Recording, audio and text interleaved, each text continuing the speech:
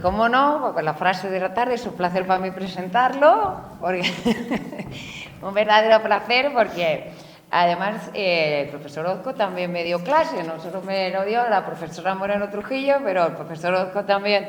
me lo dio en Civil 1 y además yo he aprendido muchísimo de él, hemos trabajado muy de cerca en derecho de consumo, en otros temas, hemos participado en varios congresos internacionales y nada, yo siempre intentando seguir sus consejos, que siempre buenos son y nada. Sin más, pues va a intervenir con crisis familiares y vivienda. Muchas gracias. Buenas tardes, gracias Avi. Efectivamente le di clase y era muy buena alumna, como algunas otras que hay por aquí sentadas. Bien, yo voy a ser muy breve porque parte de la temática que yo iba a abordar ya está abordada en mesas anteriores y luego se va a completar con la ponencia que va a ir detrás de la mía y además porque el tiempo ya nos va comiendo. Yo he contextualizado el tema del derecho a la vivienda en el problema del contexto de lo que es el derecho de familia. Porque hay un proyecto de ley de familia, eso lo van a ver ustedes en el texto que he mandado para el libro, hay un proyecto de ley de familias que abre mucho el concepto de familia, hasta el punto de que ya hay autoras como María Elena Cero y algunas más que ya hablan de derecho de familias y no de derecho de familia. Lo que pasa es que para los juristas más técnicos se trata de un concepto único que tiene modelos diferentes. Esto va a suponer un nuevo cambio en nuestro derecho de familia o de familia en la medida que vamos a tener que ir sintonizando y adaptando la legislación sobre esa materia en relación con esos nuevos modelos, porque incluso el proyecto de ley deja abierto lo que podríamos llamar una cláusula abierta o un estándar jurídico, diciendo que se podrá aplicar a cualquier otro modelo de convivencia que la ley considere en su momento de familia. También inventa y trae el concepto de sinhogarismo, que es, por tanto, uno de los conceptos de vulnerabilidad que yo creo que también tendremos que tomar en cuenta. Y, en definitiva, va a suponer un cambio importante, entre otras cosas, en materia de seguridad social, por cierto. Otra cosa es cuando esas leyes llevan acompañamiento o no llevan acompañamiento económico, que eso es una cuestión completamente diferente. Al abordar el tema de la vivienda, pues está claro que para un civilista el concepto de vivienda debe estar referido no solo al Código Civil, o sede jurídica donde la persona ejercita sus derechos y cumple sus obligaciones, sino que lo tendríamos que vincular a los artículos 32 y 39 de la Constitución, con el artículo 33, función social de la propiedad y la herencia, y luego también con el artículo 47, ese derecho social a la vivienda digna, y también incluso con la Carta Social Europea y la Carta de Derechos Fundamentales de la Unión Europea, porque, en definitiva, haciendo una síntesis de la jurisprudencia constitucional y de la doctrina, la vivienda es el soporte y marco para el ejercicio de los derechos fundamentales y garantiza a las personas la libertad, la autonomía y la dignidad. Dígase esto, por tanto, de la familia y de los miembros de la familia individualmente considerados. De manera que es un marco o espacio físico y no solo físico, sino también espiritual de convivencia habitual, donde además se produce la sede jurídica de los miembros de la familia en determinación del estatus de cada uno que tenga. Esta vivienda se ha de tener en condiciones de libertad, igualdad, dignidad e inviolabilidad. A mí me ha llamado mucho la atención, repasando el otro día, para un tema de medio ambiente, la jurisprudencia del Tribunal de Justicia de la Unión Europea, porque había muchísimas sentencias referidas al artículo 8 en cuanto a las actuaciones de terceros, teoría de las inmisiones famosas, o a las actuaciones de la administración pública en relación con el medio ambiente y la perturbación de la paz espiritual y el disfrute en condiciones de inviolabilidad de la familia. Recuerdo que había, por ejemplo, una sentencia muy curiosa en la que se determina una violación por parte del gobierno de Rusia del artículo 8 porque se construye un cementerio junto a la vivienda del demandante, cementerio que no solo produce filtraciones y molestias, sino que también incluso se tiene en cuenta la pesadumbre emocional de los miembros del grupo familiar que tienen que convivir con continuas manifestaciones de dolor. Hay muchas sentencias en ese sentido de la protección de la vivienda familiar y de impedir la perturbación, no solo por emisiones de carácter físico, radioeléctricas, olores, ruido, sino también de carácter emocional y espiritual. De manera que el derecho de familia, al convenir con el derecho patrimonial y, por tanto, al hablar del derecho a la vivienda familiar y ponerlo en conexión con el derecho de propiedad del inmueble, pues resulta que estamos no solo ante un simple objeto de un derecho patrimonial o de otro derecho de carácter real, sino que también, al ser sede de la vida de un grupo familiar, entonces se va a conectar con una serie de derechos individuales y de cierta manera colectivos del grupo familiar, como la inviolabilidad del domicilio, el secreto de las comunicaciones, la privacidad del grupo familiar, y que en este punto se ha aprobado hace muy poco un reglamento en 2023 sobre la protección de datos en el campo de los productos y servicios conectados a Internet, es decir, los famosos electrodomésticos Wi-Fi y lo que se hace con los datos que ellos se están facilitando, y también, como no, la defensa de las emisiones de carácter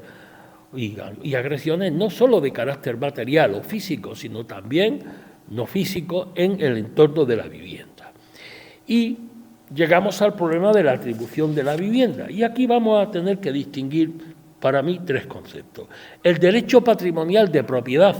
del titular dominical, es decir, del dueño, los posibles derechos de un tercero que tenga un derecho real limitado, banco que hipoteca, mientras que tenemos que hablar del hecho de uso de la vivienda familiar que corresponda al grupo familiar, sea cual sea el modelo de grupo familiar, familia nuclear, monoparental, linaje, reconstruida, pareja de hecho, matrimonial, y también el derecho a la atribución de la vivienda familiar en vía o sede judicial en los supuestos de crisis conyugales. Ya se ha hablado aquí, efectivamente, de la insuficiencia del artículo 96. El Supremo se ha quejado ya varias veces de que el artículo 96 no haya sido reformado adecuadamente, entre otras cosas, desde que se aprueba la famosa custodia compartida en el artículo 92. Pero es que hay un intento, cuando la ley se debate, la Ley 8/2021, y deliberadamente se aparta esa reforma. La Ley de Familias tampoco entra en el tema. A uno, al Supremo y a nosotros, nos llama la atención la pereza del legislador que todo lo remite al criterio judicial. De manera que aquí es el juez el que ahora se encuentra con que él es el que tiene que entrar en el campo del derecho de uso de vivienda familiar. Porque puede haber acuerdo, pero el acuerdo será homologable. ¿Por qué? Porque hay un interés superior a proteger. En este caso es el de los hijos menores y el de los hijos discapacitados, aunque sean mayores de edad. Pero también está la situación, como se ha dicho aquí, jurídica y económica, del cónyuge que sea parte débil en el procedimiento. De manera que no sigo por ahí porque el concepto de vulnerabilidad y perspectiva de género se va a ver ahora y no quiero entrar yo en una materia que además no domino. Por tanto, al haber una disociación entre la titularidad del derecho y el interés protegido por él mismo, aquí nos encontramos con una situación bifronte. Es decir, se atribuye al cónyuge la vivienda, pero para que con ella se tutele y cumpla las funciones relativas a la patria potestad en relación con los hijos menores, con los hijos discapacitados. Y no se tiene muy en cuenta, el Supremo, algunas sentencias, sí he visto, la última de Parra Lucán, donde ya se incide más en la situación, entre comillas, de estado de necesidad del cónyuge vulnerable, en este caso la mujer, y eso hace que sea necesario que el artículo 96 no solo sirva con el 96.2 para aplicarlo analógicamente al supuesto, sino que debería de entrarse en esa cuestión y en ese análisis de género del artículo 96. Y yo he encontrado algunos temas, algunos problemas que se tratan en mi trabajo. Por ejemplo, los supuestos en los que los abuelos han obtenido la guardia y custodia, como ha sucedido con una sentencia de un juzgado de Pontevedra que no ha privado a los progenitores de la patria potestad, pero como no la ejercen adecuadamente, ha atribuido la guardia y custodia exclusiva a los abuelos, porque los abuelos eran realmente los custodios y había muchas decisiones que no podían tomar, como consentimiento informado, entrada de información clínica de los médicos, etcétera. Y al final la juez de ese juzgado ha optado por incluso establecer una pensión en favor de los abuelos, para que el periodista le llama pensión compensatoria, erróneamente. ¿Para qué? Pues para que precisamente puedan subvenir y cubrir los gastos que éste le origina. También tenemos el problema de las parejas de hecho. Claro, las parejas de hecho crean una situación de inseguridad jurídica. Yo recuerdo que en los años 90 se quiso hacer en España una ley de uniones familiares de hecho muy similar a la francesa,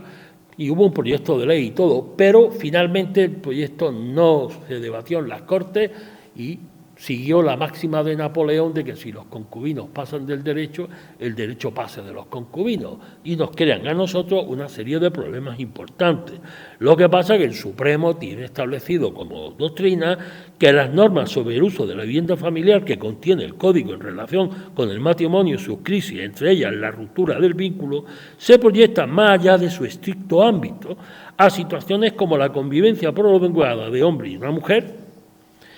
como pareja, ya que las razones que abonan y justifican aquellos criterios y valores también deben ser tenidos en cuenta en este caso. Pero ha quedado en el aire una adecuada regulación de los efectos en los supuestos de custodia compartida, que nos crea muchísimos problemas, porque como ustedes saben hay 3 sistemas. En la vivienda nido, con lo cual cada progenitor tiene su propia vivienda y el eje central son los hijos, lo cual supone tener 3 casas, cosa que no todo el mundo se puede permitir. Otra cosa es cuando lo que se hace es que se corta por lo sano y se vende la vivienda, o también incluso otras soluciones más imaginativas que van haciendo que el menor tenga que ir a una casa u a otra. Con lo cual no hay solución fácil y eso pasa al juez.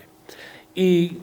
hay que tener presente, porque se ha tocado aquí el tema de que el derecho de uso atribuido judicialmente puede entrar al registro porque es una limitación. Yo leí la resolución que da pie al tema que antes se ha comentado, y claro, es que las limitaciones a la propiedad que no tengan establecido plazo, el Código Civil es muy desconfiado con ellas. De manera que el truco que yo creo que se le debió decir a las partes cuando hicieron el acuerdo sería posiblemente haberlo hecho por X años con una cláusula de tácita reconducción salvo denuncia de las partes, que eso se lo ha tenido que tragar Hacienda en otros casos y seguramente el registrador también ha entrado por ahí. De manera que, para concluir, yo considero que, en primer lugar, debemos de avanzar como se pretende por la plataforma Familia y Derecho en el ámbito del proyecto de ley de eficiencia procesal en la unificación de los órdenes de infancia, familia y capacidad. Porque nosotros en clase hemos tenido seminarios en los que mis alumnos han asistido, en la que la juez de violencia contra la mujer ha explicado las medidas que tiene que adoptar, y uno de los grandes problemas es la coordinación entre los distintos órdenes jurisdiccionales, de la que los propios jueces y fiscales se quejan. También reformar el artículo 96, dar entrada a la perspectiva de género y a la vulnerabilidad como criterio a tener en cuenta a la hora de la atribución de la vivienda familiar. Por tanto, aplicar además también mecanismos a los que yo estoy viendo que ciertos sectores son muy remisos, como es la mediación familiar y la coordinación parental, haciendo que las partes sean más protagonistas de la solución de sus propios conflictos y, como se prevé ahora en Andalucía, potenciar la mediación familiar en los casos de crisis conyugales y familiares, para que efectivamente con estas figuras, una que tiene el poder porque las partes se lo otorgan, es el mediador, otro porque será el legislador en su caso y el juez el que le otorgue ese poder, y ya hay, como ustedes saben, juzgados que están imponiendo los planes de parentalidad y el coordinador parental, lo cual ha levantado cierta polémica, porque lo que tenemos es que ir buscando soluciones, tenemos que poner al día el código, pero sobre todo acabar con la inseguridad jurídica en que, como hemos visto, se mantiene este tema. Muchas gracias.